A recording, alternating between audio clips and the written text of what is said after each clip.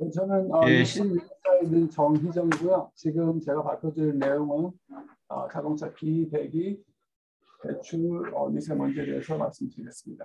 사실 미세먼지라고 말했지만 지금 이제 제가 말씀드릴 건 주로 이제 PM2.5, PM10에 관해서 이제 말씀드릴 거고요.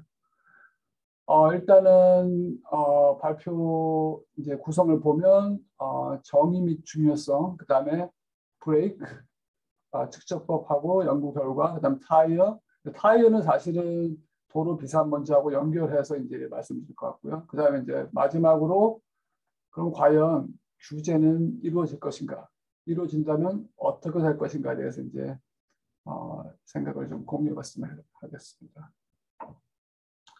여기 지금 이 슬라이드는 캘리포니아 에어 리소스 보드 웹사이트에서 제가 이제 카피해서 왔는데, 왜냐하면 거기 그림이 예쁘게 그려놔서 보면 이제 브레이크, 타이어, 로더스트하고 이제 나와 있죠. 다 보면 마모예요.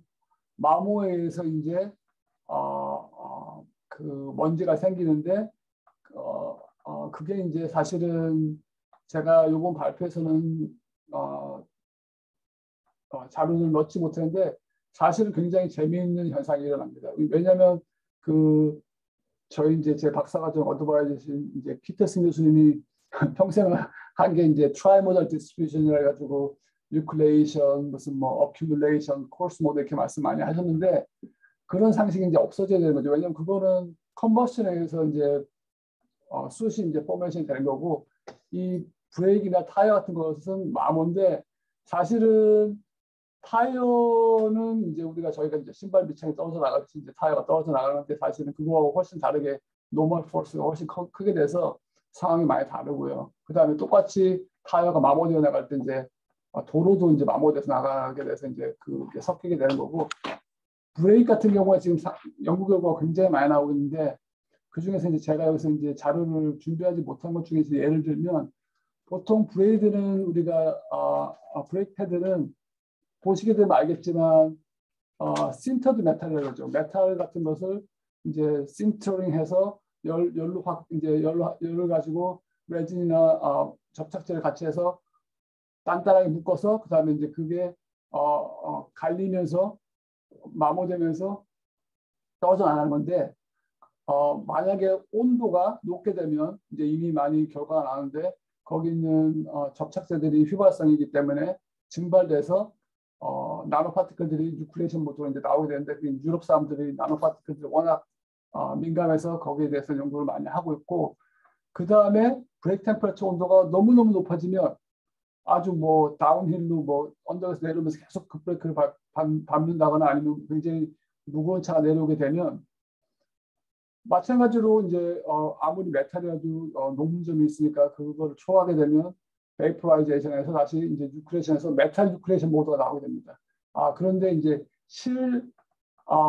차량 상태로 그거를 하게 되면 장비를 워낙 많이 실어야 되기 때문에 하기 힘들고 제가 알기로는 2년 전쯤에 AVL이라는 오스트리아 회사에서 브레이크 다이나모미터를 사용해서 좀 더 로드 컨디션을 디셀레이션 컨디션을 많이 주고 노멀 포스를 많이 줬을 때를 해보니까 그런 경우도 있더라. 그러니까 아주 브레이킹을 심하게 하면 메탈릭 나노 파티클도 생기더라라고 이제 했어요. 그래서 이제 흥미있는 발표인데 또 한 가지는 이제 제가 이제 생각할 때는 보통은 그러면 템퍼처가 그 중간 정도 될 테니까 그냥 파우더가 떨어져 나가는 거겠지라고 생각했는데 한 몇 연구자께서 TEM 샘플링을 하셔가지고 뭐 거기서 이제 여러 가지 금속들을 성분을 분석해줬는데 사실을 보게 되면 재밌는 게 멀티 컴포넌트가 이미 돼 있더라고요. 그게 이미 그러니까 우리가 보통 생각하는 노멀 브레이킹 템퍼처에서도 어느 정도 파셜리 베이퍼라이제이션이 이루어져서 입자 하나에 여러 가지 컴포넌트가 있는 케미컬 메탈릭 컴포넌트가 있는 브레이크 입자가 나오더라는 거는 사실은 독성학 측면에서 볼 때는 굉장히 골치 아픈 문제죠. 근데 이미 그런 식으로 이제 많은 연구가 이루어졌다는 걸 말씀드리고 싶고요. 일단은 왜 비배기 배출 미세먼지에 대해서 이제 사람들이 집중하냐에 대해서 말씀드리면 왼쪽에 있는 차트는 캘리포니아 에어 리소스 보드에서 이제 만들어진 거고 오른쪽에 있는 차트는 영국에 있는 환경청이나 그거 영국 자료인데요. 왼쪽을 먼저 보시게 되면 아래 X축은 이제 연도고요. 지금 2020년도를 지나게 되겠죠. 그다음에 Y축은 PM2.5 이제 총량이고요. 자동차에서 나오는. 그리고 이제 검은색 점들은 vehicles mile traveled라고 해가지고 총 차량들이 움직인 마일수죠. 캘리포니아 같은 경우는 인구가 계속 증가하고 있기 때문에 이 VMT는 계속 증가하는 추세에 있습니다. 그러면 이 브라운 갈색은 어떤 거냐면 배기계통에서 에미션입니다. 배기계통은 차량이 턴오버되면 그러니까 새로운 차량을 구매하고 본 차량들이 이제 배차됨에 따라서 그리고 규제는 이미 타이트하기 때문에 아주 빠른 속도로 배기 관련 에미션을 내려오는 걸 알고 있습니다. 보여줍니다. 2020년까지 아주 빠른 속도로 내려오게 되는데요. 사실은 한국 같은 경우는 이게 이미 다 내려와 있습니다. 왜냐하면 미국 같은 경우는 30년 전에 디젤 차를 타더라도 함부로 이제 국가에서 그거를 보상해주고 바꿔 쓸 수 없는, 왜냐하면 차량이 워낙 많기 때문에 돈이 많은 나라지만 할 수 없는 거라서 아직도 DPF 없이 다니는 차량이 있고요. 그렇기 때문에 이제 이렇게 속도가 늦은 거고, 한국 같은 경우는 제 생각에 2012년, 13년 정도에 이미 이 정도 레벨로 배기 에미션이 내려왔을 것 같고요. 왜냐하면 한국은 전체 차량을 다 내추럴 가스 비클로 바꿨으니까 헤비듀티나 버스 같은 거를. 미국은 그걸 할 수 없는 형편이었고요. 그래서 이제 이미 지금 이제 한국이 예전에 몇 년 전에 5년, 10년 전에 도달했던 점을 미국이 이제 드디어 도달하고 있고요. 차량이 워낙 많으니까. 그러면 이 노란 선은 뭐냐면 노란 선은 에미션 모델에 의해서 이제 예측된 브레이크에 나오는 에미션입니다. 브레이크는 규제가 되지 않기 때문에 점점 많아지게 되는데 지금 한 2021년 정도에서 이제 브레이크에서 나오는 미세먼지가 배기에서 나오는 것보다 더 많아지게 되는 거죠. 저희는 실험을 아마 2019년, 20년에 했던 것 같은데 하여튼 요 크로스오버가 되는 지점에서 했고요. 그 다음에 타이어 먼지는 밑에 나오는 회색인데 그거보다는 적지만 양이 꾸준히 늘어나죠. 그건 어쩔 수 없는 게 이제 이 vehicles mile traveled가 늘어나니까요. 캘리포니아 에어 리소스 보드 입장에서는 뭔가 늘어난다는 거는 굉장히 안 좋은 거기 때문에 부랴부랴 이제 책상에 앉아서 연구를 했죠. 어떻게 할까? 그래서 이제 그쪽 분들 준 게 이제 여기 그린 다트, 여기 이제 녹색으로 된 점선이죠. 그래서 재생 브레이크를 많이 쓰니까 테슬라 모델 3에서도 별로 브레이크 뭐 마모 먼지가 많이 나지 않더라. 그러면 이걸 하면 되겠다라고 해서 이제 여러 가지 우리가 재생 브레이크 관련해서 법규를 만들어서 해서 해결할 거다라고 이제 생각했는데 제가 볼 때는 have success. 절대적으로 이게 이렇게 쉽게 해결될 수는 없고, 왜냐하면 차가 움직이고 이제 쓰기 위해서 어디선가 프릭션이 일어나야 되는 거기 때문에 이런 식으로 재생 브레이크를 많이 쓰게 되는 두 가지 문제점인데, 하나는 운전하시는 분들 다 알겠지만 차량을 운전하다가 차를 쓸 때 브레이크를 안 쓰고 엔진 브레이크로 계속 차를 운전한다고 생각해 보세요. 운전이 굉장히 이렇게 저렇게 하게 돼가지고 굉장히 불편하겠죠. 운전자들이 만족스럽지 못할 거다라는 게 첫 번째 문제고, 두 번째 문제는 어디선가 프릭션이 일어나야 되는데 브레이크에서 일어나지 않으면 타이어에서 일어나기 때문에 브레이크 마모 먼지는 줄어들지만 타이어 마모 먼지는 들게 되는 아주 골치 아픈 상황이 났기 때문에 앞으로 여러 가지 연구 분야가 이제 많이 생기게 되는 거죠. 오른쪽에 있는 거는 영국에서 나온 자료인데 비슷한 내용입니다. 비슷한 내용인데 보시게 되면 2020년을 기준으로 이제 보시게 되면 PM2.5에서 노란색은 배기, 그다음에 회색은 로드 오퍼레이션, 그러니까 도로에서 이제 떨어져 나간 거죠. 그다음에 오렌지는 브레이크, 그다음에 타이어는 여기 파란색인데 여기 같은 경우는 타이어가 이제 조금 더 많이 에스티메이션 된 거죠. 타이어는 사실은 여러 가지가 있습니다. 예를 들면 TIP라고 타이어 인더스트리 프로젝트라고 있습니다. 타이어 회사들이 돈을 내서 재단을 만들고 거기서 타이어 관련해서 미리 방어적인 연구를 하는 건데 그 팁스라고 하는 프로젝트에서 보면 타이어에서 나오는 미세먼지는 아주 미미합니다. 왜냐하면 마커를 해가지고 마커를 이용한 방법을 썼는데 저희가 한 케미컬 매스 밸런스 방법을 쓰게 되면 사실은 그것보다 훨씬 많고 전 세계는 여러 연구자가 그 팁스에서 나오는 연구는 미니멈 포인트라는 걸 이미 증명이 됐죠. 뭐 어쩔 수 없죠. 그럼 브레이크 마모 먼지에 대해서 먼저 말씀드려보겠습니다. 일단은 제가 말씀드릴 거는 제가 이제 아무래도 있는 곳에서 수행된 3가지 프로젝트를 기준으로 말씀드리겠는데 대략 한 지금부터 한 5년 전후로 해가지고 카르버에서 3가지 프로젝트를 했는데요. 첫 번째는 소형 자동차에서 브레이크 마모 입자의 배출량, 그러니까 에미션 팩터를 구하는 프로젝트고요. ERG라고 이스턴 리서치 그룹이라는 데하고 링크 엔지니어링이라는 곳은 브레이크 다이나모미터를 관성 다이나모미터를 만드는 회사인데 협업을 한 거고요. 이 친구들이 먼저 하고 그 다음에 똑같은 그룹에서 중대형 차량의 브레이크 마모 입자, 또 2가지 프로젝트가 다 사실은 에미션 팩터를 산출하기 위해서요. 왜냐하면 미국 같은 경우는 특히 카르버 같은 경우에서 에미션 팩터가 중요하냐 중요하지 않냐에 따라서 에미션 인벤토리를 어떻게 관리할 거냐에 따라 정해지고 그거에 따라서 이제 여러 가지 버짓이라든지 그 리서치 플랜이 정해지기 때문에 사실 가장 중요한 테스트죠. 정량화하는 것. 네.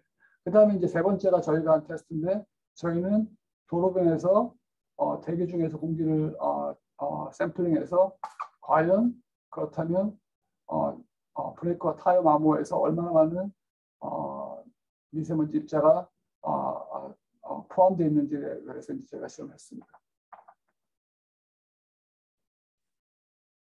여기 이제 비마모 쪽에 이제 아직 익숙치 않은 분들을 위해서 실험 장치를 보여드리면 다이나모미터가 사실은 뭐 원리는 똑같습니다. 전기 모터를 가지고 돌리는 거죠. 구동을 시키고 나머지 이제 브레이크 같은 경우는 브레이크 어셈블리만을 따로 떼서 관성 다이나모미터, 왜냐하면 그 차량 중량이 굉장한 그 중량을 돌아가는 축에서 브레이크 어셈블리가 이렇게 잡아주는 거니까 그 이너셜을 감당하기 위해서 그 브레이크 다이나모미터는 사실 굉장히 큽니다. 이거 그 뭐죠? 연구소나 이런 데서 홈메이드 하지 않으시기를 권합니다. 절대로 홈메이드 하시지 마시고 위험하니까. 이거는 지금 이 다이어그램은 링크 엔지니어링에서 하는 건데 사실은 호리바나 AVL라는 장치 회사에서도 이미 만들고 있고요. 이거는 사실은 브레이크 패드나 브레이크 어셈블리 단품 개발을 위해서 이미 많은 회사들이 쓰고 있었는데 자동차 회사에서도 많이 가지고 있습니다. 그래서 협업을 하시면 되겠고요. 여기서 이제 챔버가 있는데 여기 이제 브레이크 어셈블리가 들어가 있고 여기는 이제 관성을 주기 위해서 큰 뭐 플라이웨이 같은 디스크가 있겠죠. 그래서 어떤 스피드로 로테이션 한 다음에 그 다음에 디셀러레이션을 컨스턴트하게 하는 방법을 쓰겠죠. 나머지들은 뭐 헤파 팩터에서 에어를 주고 뭐 에어를 다시 받고 샘플링하고 뭐 이런 것들.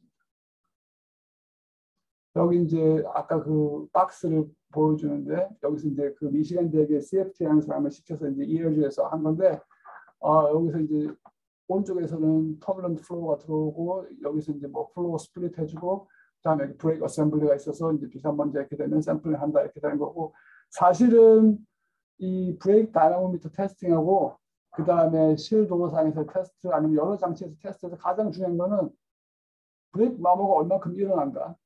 그 다음에 얼마큼이 없어지고 얼마큼이 비산된다라는 거거든요. 그거에 대해서 이제 하기 위해서 이런 장치 같은 경우는 CFT를 해보고 그 다음에 샘플링을 해서 얼만큼은 월에 디파짓 되거나 그래비테이셔널 세틀링 때문에 잃어버리고 얼만큼은 비산된다라는 걸 하게 되고 그거를 다시 도로상에서 컨퍼메이션 한다든지 밸리데이션 하는 실험을 하고 싶은 거죠. 왜냐하면 그게 사실 제일 에이전시 입장에서는 중요하거든요. 그래서 이제 여러 가지 결과가 있지만 제가 그 몇 가지 하이라이트만 뽑아내 보면 이제 사이즈 디스트리뷰션부터 먼저 말씀드리겠습니다. 왼쪽에 보면 일단 여기서 지금 4가지, 4가지 정도 촬영했는데 둘 다 캠리, 그다음에 Ford F-150, 또다 Prius 뭐 이런 것들 차량인데 주로 이제 마켓 쉐어에 따라서 이제 ELG에서 이런 걸 잘하니까 이런 차량들을 선택을 했고, 그 다음에 왼쪽에 있는 그래프는 입스 엔진 익조스 파티클 사이즈라고 이제 입스를 이용해서 파티클 사이징하는데, 입스는 아시다시피 약간의 바이어스가 있을 수 있다는 것을 좀 감안하셔야 됩니다. 사이즈 바이어스가. 왜냐하면 SMPS하고 다르게 이제 인버전이 약간 복잡하기 때문입니다. 데이터 인버전 할 때. 근데 그걸 감안하고 보더라도 10 나노미터하고 50 나노미터에서 픽 있는 걸 보면 10이나 50 나노미터에서 주로 휘발성, 반휘발성 물질들이 나올 수 있구나. 그런 생각을 하시면 되고, 그 다음에 50 나노미터 픽은 아티팩트니까 실제로 픽이 없는데 픽이 나온 것처럼 인버전이 잘못됐을 수도 있다라고 이제 생각하셔도 무방합니다. 사실 저는 바이모달 뉴클레이션 모드가 나오는 거는 피지컬리 좀 맥센스하지 않기 때문에 그렇게 생각하셔도 되고, 사실 더 중요한 거는 오른쪽에 있는 그래프인데, 오른쪽은 아마 APS, 이게 APS가 에어저 파티클 사이즈인가요? 그 TSI에서 나오는 건데, 레이저 타임 오브 플라이트를 시간을 둬가지고 에어다이나믹 파티클 사이징을 하는 건데 꽤 정확합니다. 이거를 봤을 때 여러 가지 촬영을 했는데 다 그 마모 먼지가 2 마이크로미터 에어다이나믹 다이미터에서 픽이 나오는 거. 이건 사실은 굉장히 중요한 단서가 되든 나중에 이제 다시 연결되는데 제가 말씀드리겠습니다. 일단은 기억하시고 2 마이크로미터에서 픽이 보인다. 그러면 브레이크 파티클의 사이즈 레인지는 어떻게 되는 거냐? 사실은 뭐 이렇게 few 나노미터에서 뭐 10 마이크로미터까지 사실은 봐야죠. 왜냐하면 거기가 이제 10 마이크로가 이제 제가 숨 쉬어서 들어갈 수 있는 그 사이즈니까. 그리고 이제 다른 중요한 결과를 보게 되면, 사실 제가 지금 보여드린 거는 라이트 듀티에 대한 결과만 보여드린 건데, 오른쪽에 있는 차트가 결과입니다. 이 지금 보면 왼쪽에 유닛이 지어졌는데 여기 액세스 유닛이 지어졌는데, 아마 제 생각에 밀리그램 per 마일 per 비클 이렇게 돼가지고 마일당 차량당 밀리그램 이렇게 나오는 건데, 그 ERG에서 한 결과가 PM2.5 같은 경우에는 여기 이제 바닥에 있는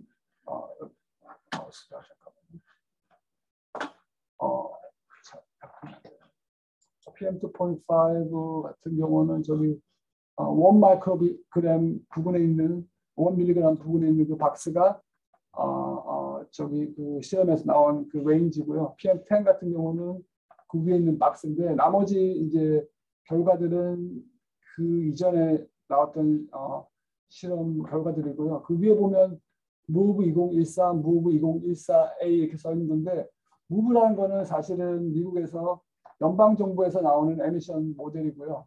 거기서 썼던 걸 보게 되면 브레이크하고 타이어 미세먼지를 조금 더 이제 높게 산정한 걸 알고 있는데, 새로 한 시험 결과를 보면 카르브에서 한 시험 결과, 지금 이제 MFAC에 포함되어 있는 결과를 보면 더 낮게 측정했다는 거 이제 나오고요. 그 다음에 이 브레이크 다이나모미터, 관성 다이나모미터는 두 가지를 할 수 있는데, 보통은 스태틱 테스트라 해가지고 어떤 이너셜을 갖게 한 다음에 속도를 디셀레이션 하면서 측정하게 됩니다. 그런데 그걸 사실은 다이나믹하게 돌릴 수 있거든요. 근데 그 다이나믹한 게 실제 차량 운전하는 것만큼 다이나믹하게 하지 못해도 그거하고 유사하게 다이나믹하게 하게 되면 스피드 레인지에 따라서 마치 운전하는 것처럼 브레이크 다이나모미터를 할 수 있는데, 그래서 이제 이런 정감속에 대해서 PM2.5, PM10 에미션 팩터를 구한 다음에 스피드 커렉션 팩터를 구합니다. 그거는 이제 그 아까 말씀드린 다이내믹 사이클을 하고 그 각각 스피드 빈을 따라서 에미션을 실시간으로 측정해서 각각 적분해서 실제 그 정속도로 가속도 컨스턴트 디셀레이션을 한 것과 이제 비교해서 하는 건데, 이런 식으로 이제 스피드 커렉션 팩터를 구하게 되면 어떤 장점이 있냐 하면, 에미션 팩터, 이게 M팩 같은 데를 보면 모든 차량에 대해서 속도의 함수로 에미션 팩터가 나오게 되거든요. 그래서 이제 그렇게 쓰기 위해서 이런 스피드 커렉션 팩터를 구했습니다.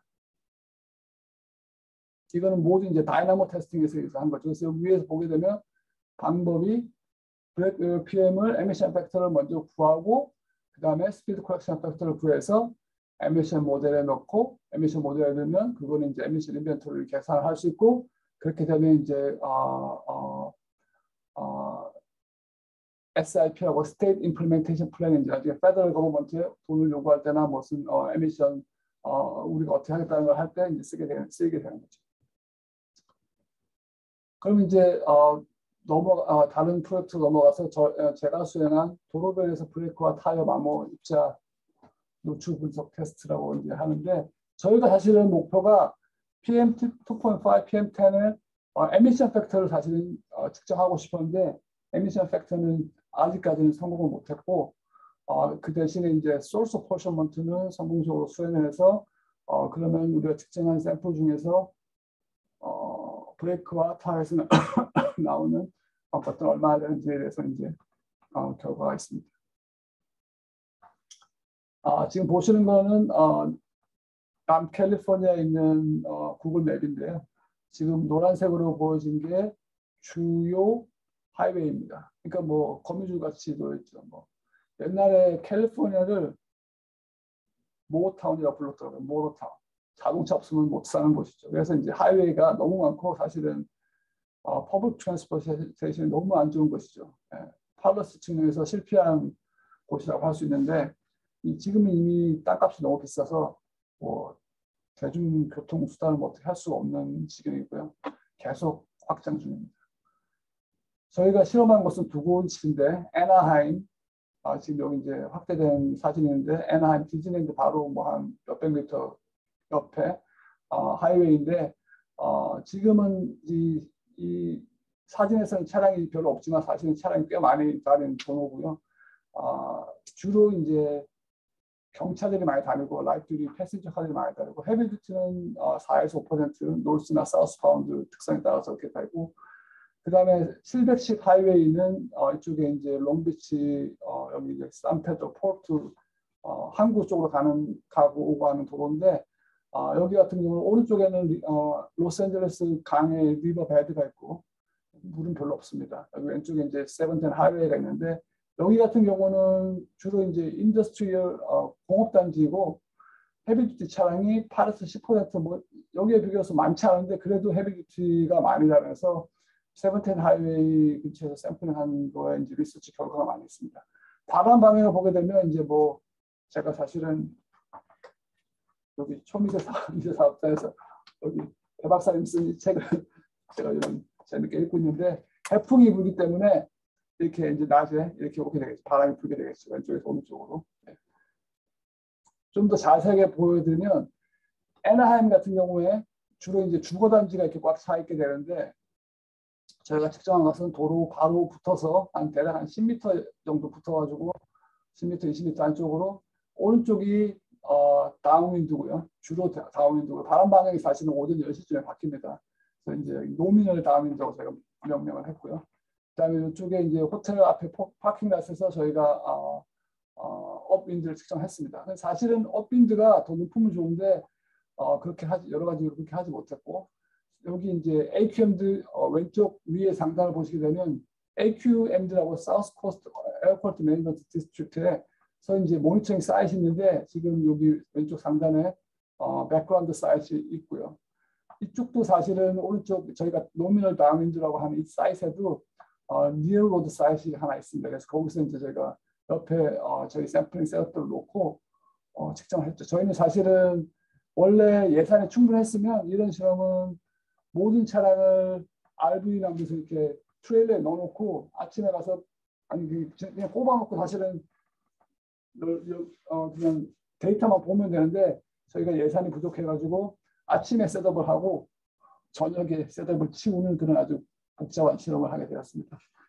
지금 바람 방향을 보시게 되면 아까 말씀드린 대로 이렇게 남서에서 이제 바람이 불어오게 되고 그다음에 이제 다음 사이트에서 보게 되면 롱비치인데요. 롱비치는 사실 약간 도로가 이렇게 남에서 북으로 올라가게 돼서 복잡한데 보시다시피 왼쪽에 이제 인더스트리얼 에리어가 있어서 여기는 사실 헤비듀티 트럭도 굉장히 많이 다녀서 좀 소스를 세퍼레이션하는데 좀 어려움이 있습니다.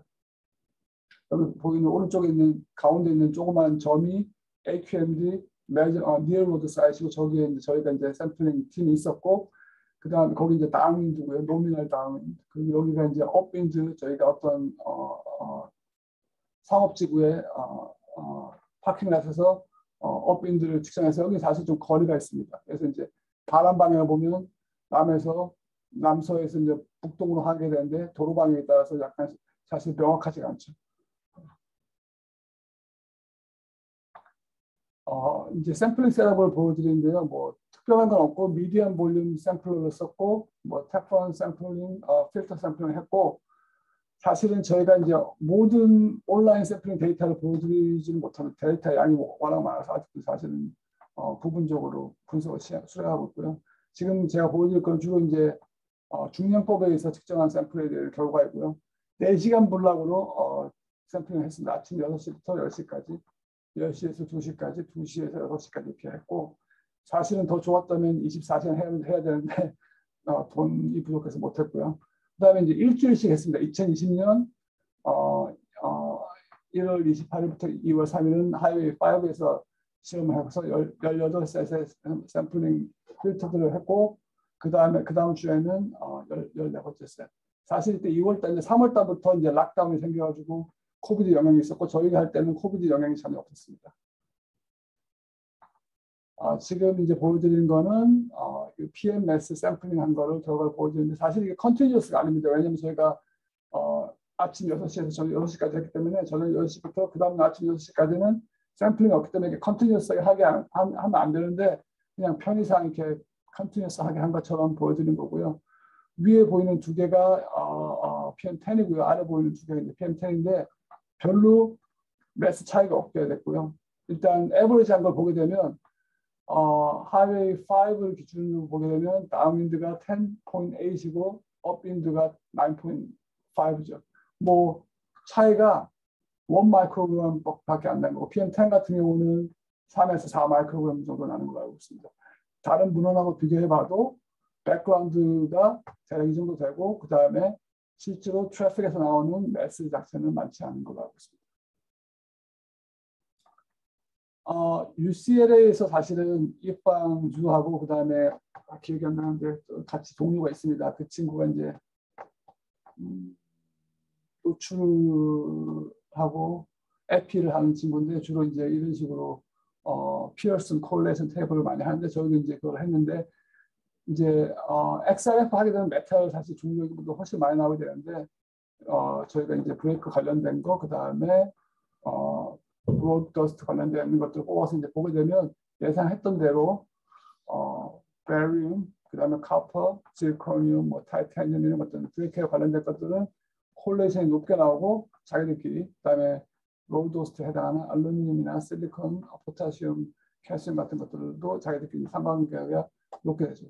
여기 보시게 되면 저희가 그냥 PM을 쓸 게 아니라 델타 PM을 썼습니다. 그러니까 업윈드하고 다운윈드에서 있는 PM을 차를 해가지고 그러면 뭐 10마이크로, PM10 같은 경우는 뭐 32 마이크로그램 빼기 29 마이크로그램 해가지고 뭐 1, 2 마이크로그램 가지고 피어슨 콜레이션을 구한 거죠. 거고요. 그 다음에 두 번째 이제 이건 제가 한 게 아니고 앤토니 첸이라고 원래 이제 DRI에 있다가 지금 유니버시티 오브 네바다 라스베가스에 있는 소스 어포션먼트 하는 친구가 있는데 그 친구가 저희가 이제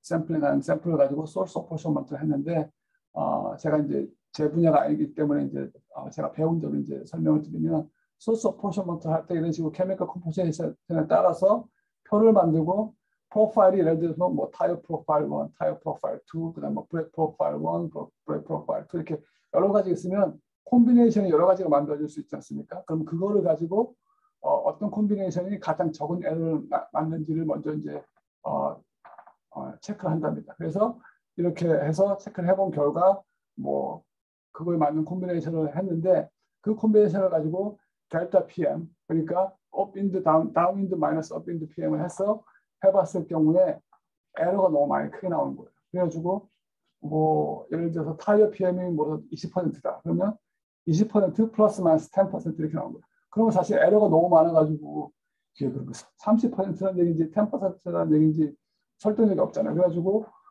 그거를 지금 아직까지 못했고요. 저희가 그래서 한 방법은 뭐냐면 소스 그 베스트 프로파일들은 델타 PM을 가지고 구했지만 소스 어포션먼트는 토탈 PM, 그러니까 백그라운드가 포함된 PM에 적용을 했습니다. 그래서 다운윈드에서 예를 들어서 PM 2.5 같은 경우면 뭐 8 to 9 마이크로그램 이렇게 측정이 됐는데 사실 그 중에서 트래픽 그 도로에서 나온 거는 1 마이크로그램밖에 안 되는데 전체 PM에다 적용을 한 거죠. 그러면 사실은 그러면 이게 좀 이상한데라고 생각하실 수 있는데 거기에 대해서는 제가 나중에 이제 보충 설명을 드리겠습니다. 그래서 일단은 보시게 되면 결과를 보시게 되면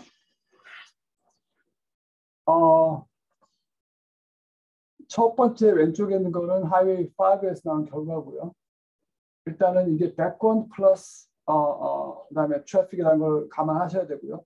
아까 제가 보여드린 것 같이 거미줄 같이 하이웨이가 이제 남캘리포니아에 있다는 걸 보셨는데 저희가 가정한 거는 그러면 백그라운드도 틀림없이 근처에 있는 하이웨이에서 온 게 대부분이니까 하고 이제 가정을 했고요. 그 가정이 맞는지 틀린지 이제 설명을 드리겠습니다.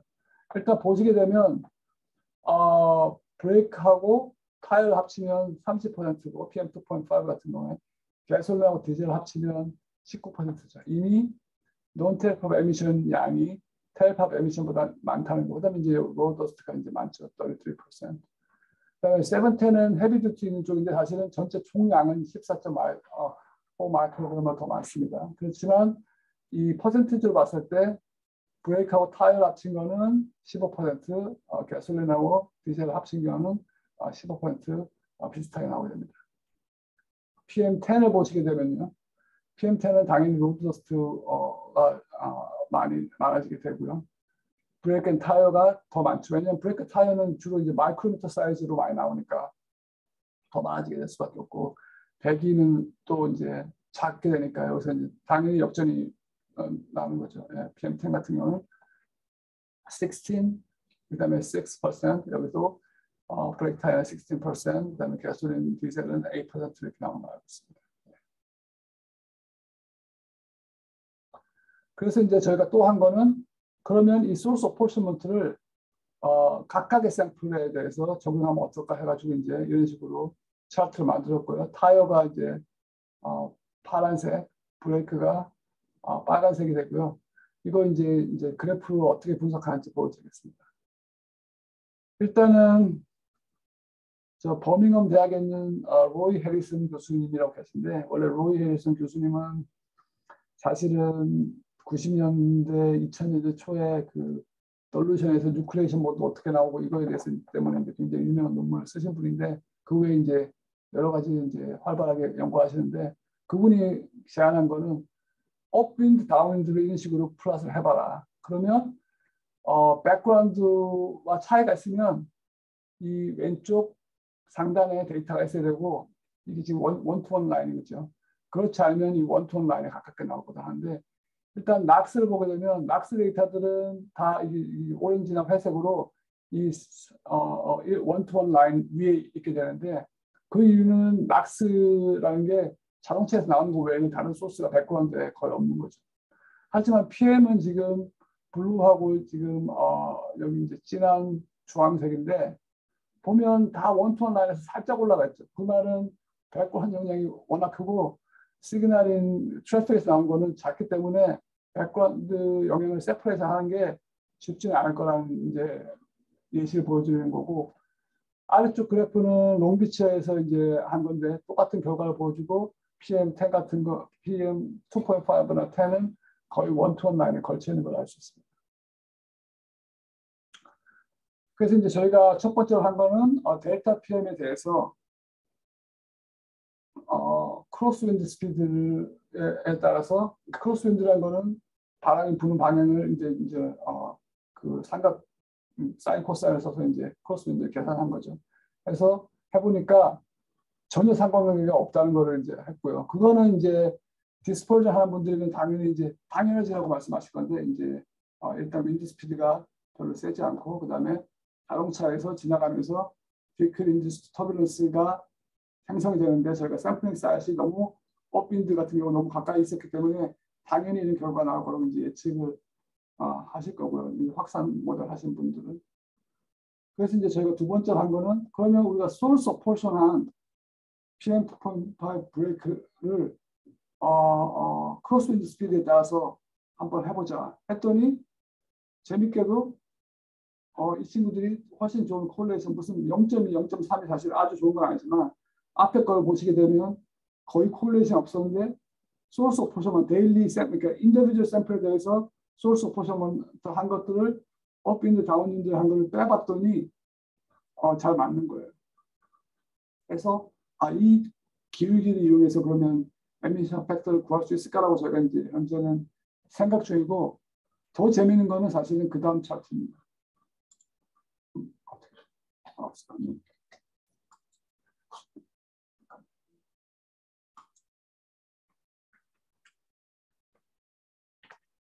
넘어갔습니다.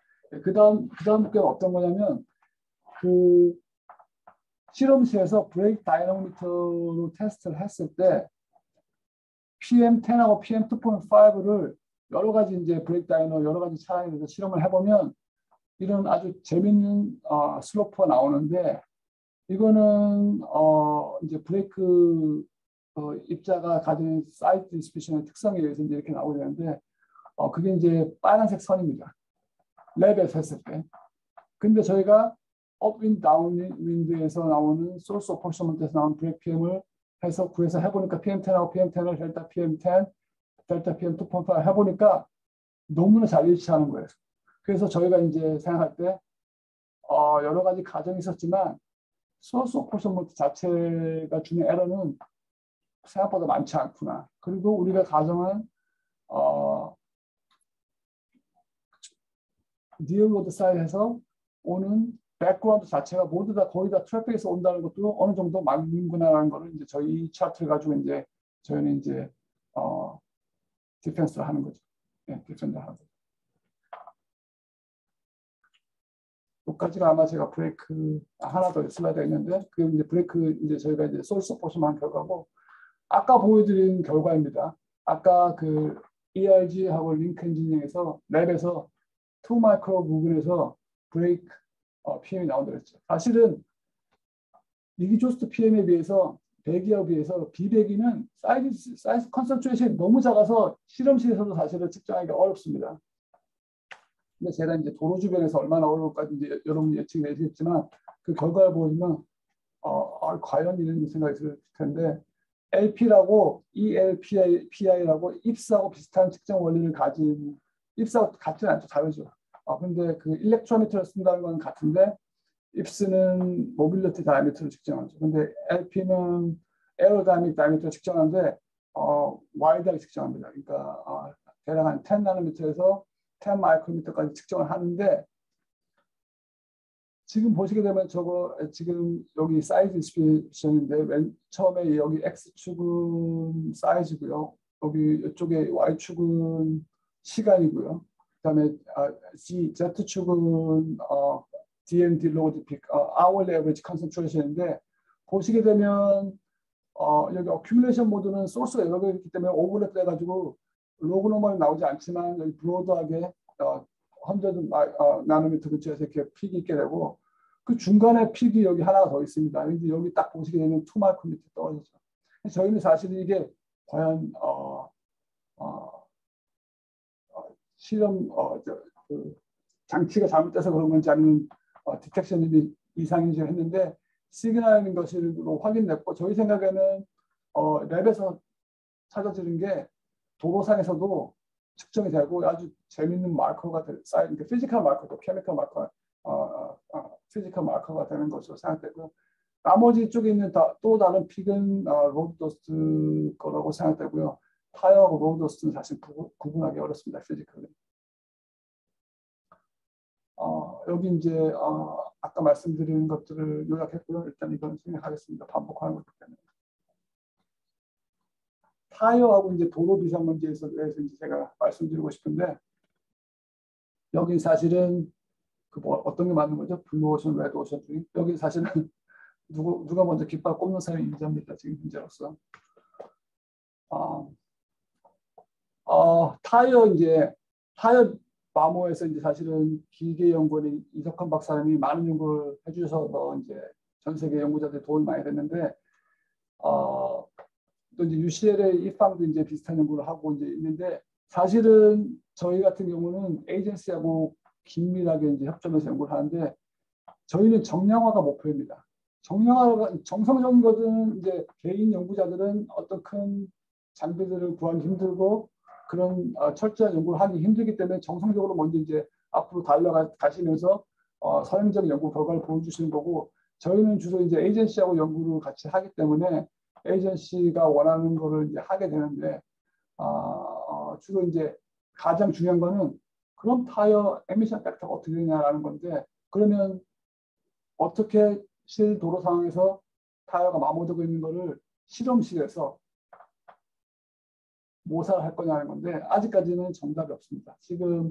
여기서 지금 그 유로피안 PLP 그룹의 미팅에 참석하시는 분도 계실 거라고 알고 있는데 지금 현재 여러 가지로 디스커션이 되고 있는 걸로 알고 있고요. 그래서 이제 저희가 생각한 거는 이게 저만의 의견은 아니고 이제 에이전시의 다른 분의 의견인데 이제 그분 이름을 제가 말씀드릴 수는 없고 왜냐하면 지금 에이전시에 계시기 때문에 하지만 그분의 영향으로 제가 이제 생각할 건데 그분의 아이디어도 사실은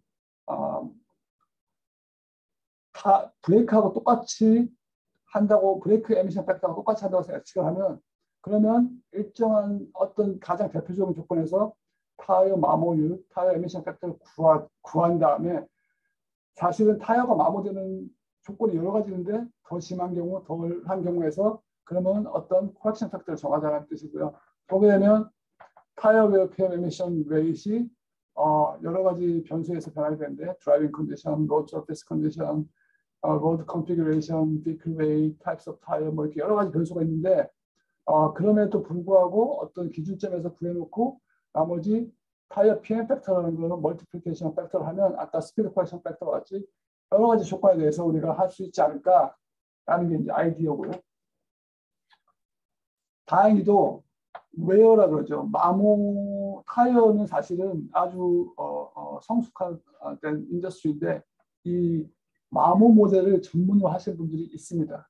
이 폴스 그다음에 프릭션 이거 해서 마모 모델링은 사실 많이 돼 있는데 이 마모와 미세먼지와 연결은 아직 돼 있지 않아요. 그래서 사실은 저희는 이 아이디어가 어떻게 나중에 구현이 될지 구현이 안 될지 모르지만 저희 생각으로는 마모 문제 하시던 분을 초대를 해서 마모 모델링 해달라고 그러고 그냥 거기다 저희가 덧붙여서 에미션 팩터를 시험적으로 구한다든지 아니면 에미션 모델링을 해서 예측을 해서 시험으로 검증하면 되지 않을까 이제 생각했었죠. 생각은 항상 쉽죠. 이렇게 생각했었어요. 그러면 어떤 컨디션들을 해봐야 될까 생각했을 때 사실은 코너링 할 때 엄청나게 많이 마모가 됩니다. 그래서 이제 에미션 애널리틱스라는 데서 주로 이제 데모 관련 파일럿 실험 같은 걸 해서 많이 이제 하는데 그 친구도 지금 이제 사실은 워싱턴 포스트에서 기사 쓸 것 같은데 이제 근데 나올 것 같은데 코너링에서 엄청나게 타이어가 많이 마모가 되고요. 그다음에 다운힐에서 당연히 다운힐에서 하면서 코너링하면 더 많이 되겠죠. 그다음에 이제 각각 이제 어느 조건에서 PM 팩터를 구할 것인가 했을 때 스무드 아스팔트, 뭐 러프 아스팔트, 스무드 콘크리트, 러프 콘크리트 이렇게 여러 가지 서페이스가 다르니까요. 그 다음에 이제 웨이트, 피크 웨이트에 따라서 넘버 오브 타이어에 따라서 이제 해야 되고 타이어 이제 폭에 따라서 타이어 사실은 변수가 너무 많습니다. 그리고 타이어 타입에 대해서 보면 타이어가 사실은 뭐 한국 타이어 무슨 뭐 그다음에 금호 타이어, 미쉐린, 구디어, 뭐 컨티넨탈 뭐 여러 가지 있는데 천차만별입니다. 뭐 아마 10배, 100배 이상 차이가 날 것으로 보여서 앞으로 마모가 심한 저가형 타이어는 퇴출될 위기에 아마 있을 겁니다.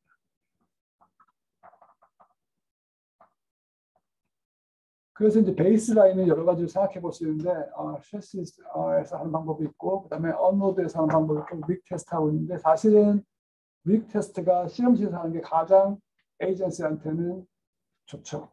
근데 아직까지는 어떻게 할지 정하지 않았고요.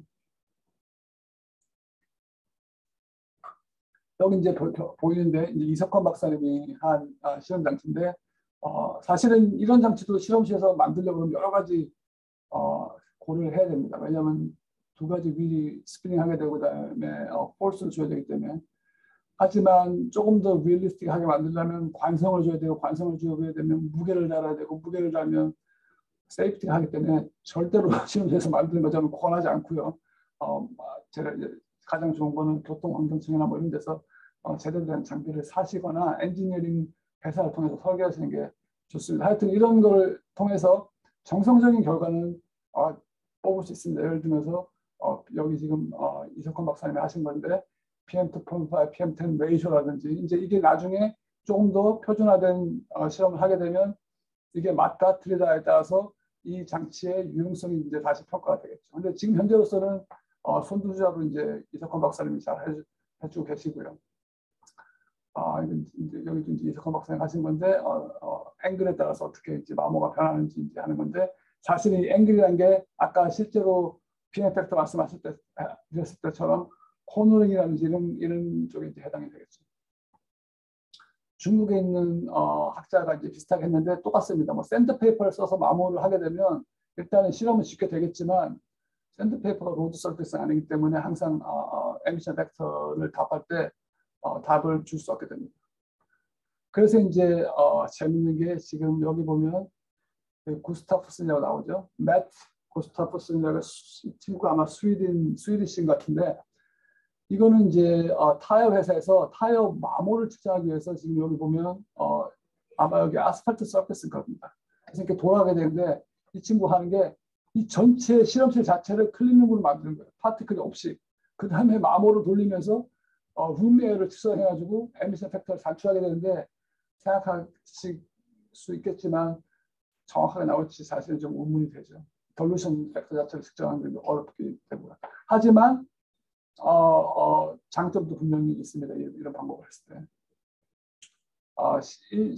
실제로 마모하는 실험 장치를 저희가 사용해 보려고 여러 군데 알아보니까 아까 이석환 박사님이 만드신 거하고 비슷한데 이제 컨피규레이션이 다른데 이런 식으로 샌드페이퍼를 많이 이용하긴 합니다. 뭐 ASTM도 있고 하는데 하지만 실제로 다이나모라고 하면 이런 식으로 이제 만들어져야 되는데 여기는 거의 지금 이제 바스프에 있다고 지금 자료만 돌아다니는데 아무도 본 사람이 없는데 독일에 있는 브레이크 다이너하고 여기 있는 장치인데 타이어가 여기 있게 되고 뭐 노멀 포스 그다음에 레터럴 포스 다 주게 돼가지고 서피스가 이제 인터널리 있어야지 이게 돌아가면서 원심력에서 튕겨져 나가지 않기 때문에 이런 식으로 만들어야 됩니다.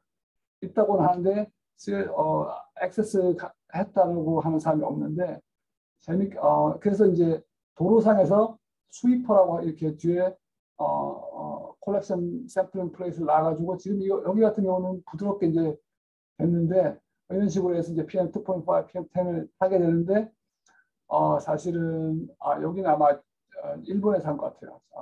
자위에서 한 것 같은데 사실은 이런 경우에는 도로 비상번지와 구별하는 게 사실은 쉽지 않죠. 이거는 에미션 아날리틱에서 프로빙 그라운드에서 영국에서 이제 자기 자동차의 하중보다 뭐 2배로 무겁게 한 다음에 코너링 하면서 이제 싼 타이어 가지고 했는데 엄청나게 많은 이제 타이어 마모 있잖아. 근데 사실 보면 여기 샘플은 여기 말이 안 되죠. 이렇게 직각으로 구부러지는 거 말이 안 되죠. PM10을 샘플링 하는데 그럼에도 불구하고 엄청나게 많은 양을 했고 제가 알기로는 캠브리지의 아담 보이스라는 교수가 타이어 마모 입자의 소스 프로파일링을 위해서 300개인가 600개 타이어 샘플을 이런 마모 샘플을 구해서 데이터를 구축하고 있다고 합니다. 왜냐하면 소스 프로파일이 정확해야지 나중에 소스 오퍼션 정확도가 높아지니까.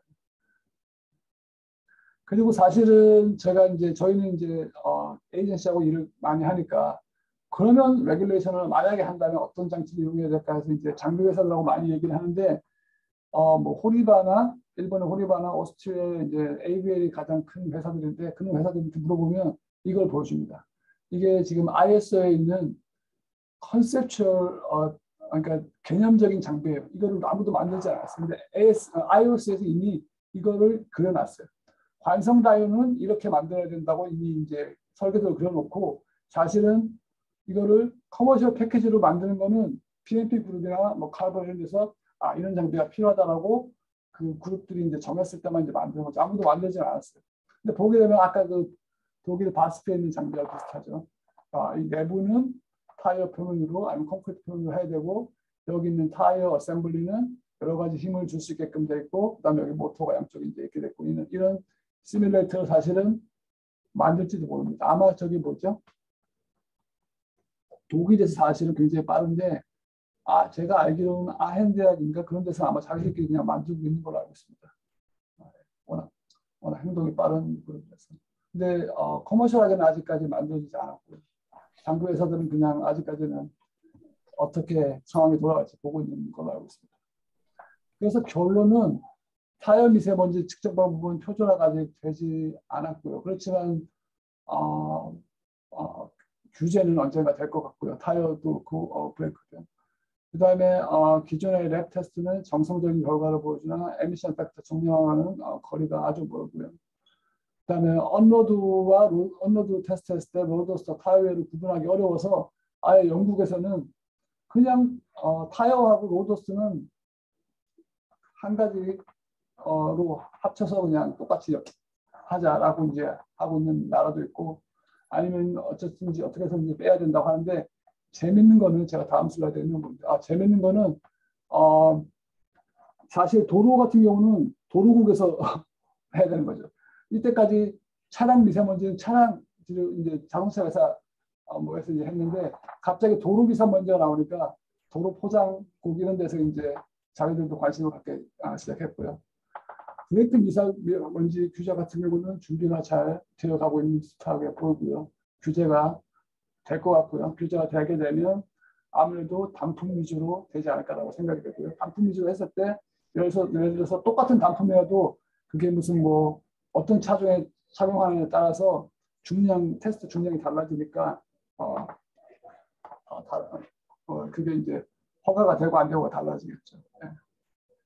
타이어 마모 입자는 여러 가지 주목을 받고 있는데 하나는 한국에서 이제 이건 많이 앞서간 부분인데 미세 플라스틱 에미션에도 타이어 마모 입자가 사실은 컨트리뷰션을 하고 있는 걸로 이제 나와 있고 그건 보통 이제 물 문제죠. 이제 드레인 돼가지고 하수 쪽으로 흘러갔을 경우에 뭐 문제고 공기 문제 같은 경우는 가장 큰 질문은 여러 가지 질문이 있지만 얼만큼이 공기 중에 뜨고 얼만큼이 이제 도로상에 이제 남게 되는지 그런 게 이제 큰 질문이고 브레이크 같은 경우는 똑같은 질문이 CFT 같은 거를 사용해서 브레이크에서 마모되어서 나오는 입자를 CFT를 썼을 때 그러면 자동차 타이어 근처에 있는 그 표면에 얼마나 많이 붙고 어떻게 이제 비산될 것인지 이미 CFT로 분석을 시작한 그룹이 있고요. 왜냐하면 그거는 실험을 하기 굉장히 어렵거든요. 그렇지만 타이어 같은 경우는 아직까지 뭐 CFT는 생각도 못할 것 같고요. 아직까지는 어떻게 테스트하는지 계속 논의되는 단계인 것 같습니다. 이상입니다.